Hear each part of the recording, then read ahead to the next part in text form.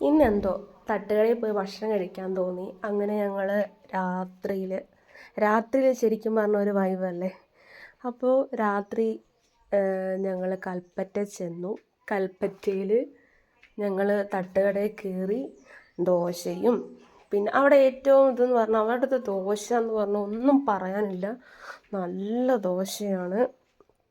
അങ്ങനെ ദോശ, കാട, പിന്നെ ചിക്കൻ്റെ കാല്, ഇതൊക്കെയാണ് എനിക്ക് ഏറ്റവും ഇഷ്ടപ്പെട്ട ഇത്.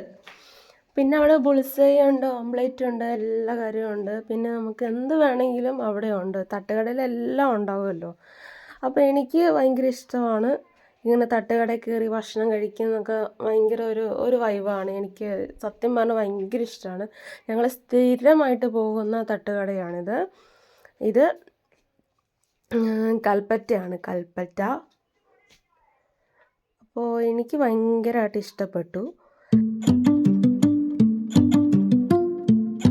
അപ്പോൾ ഞങ്ങൾ ഓർഡർ ചെയ്തത് ദോശ, കാട, പിന്നെ ചിക്കനുമാണ്. അതിനകത്ത് ഗ്രേവി ഒഴിച്ച് നല്ല ടേസ്റ്റ് കേട്ടോ. ആദ്യം ഞങ്ങൾ ചെന്നപ്പോൾ ഗ്രേവിയും ഉണ്ടായിരിക്കും, ചമ്മന്തി ഉണ്ടാവും.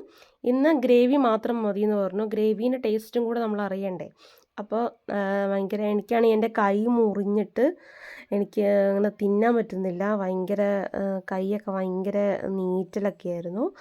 അങ്ങനെ അവസാനം ഞങ്ങൾ ഭക്ഷണം കഴിച്ചു, കൈയെല്ലാം കഴുകി അവിടെ ഇരുന്നു. ഇനി കുഞ്ഞ് ഭക്ഷണം കഴിക്കുന്നത് നോക്കിയിരിക്കുകയാണ് ഞങ്ങൾ. അങ്ങനെ അവിടെ ബുൾസൈ പറഞ്ഞു, 2 ബുൾസൈ പറഞ്ഞു. അങ്ങനെ ബുൾസൈ കഴിച്ചു. പിന്നെ അവിടെ ആർക്കും ഓംപ്ലേറ്റ് ഉണ്ടാക്കി കൊടുക്കുകയാണ്. അപ്പോൾ ശരിക്കും പറഞ്ഞാൽ നല്ലൊരു ഇതാണ്. ശരിക്കും പറഞ്ഞാൽ നിങ്ങൾ തട്ടുകടയിലൊക്കെ പോയി കഴിക്കണം.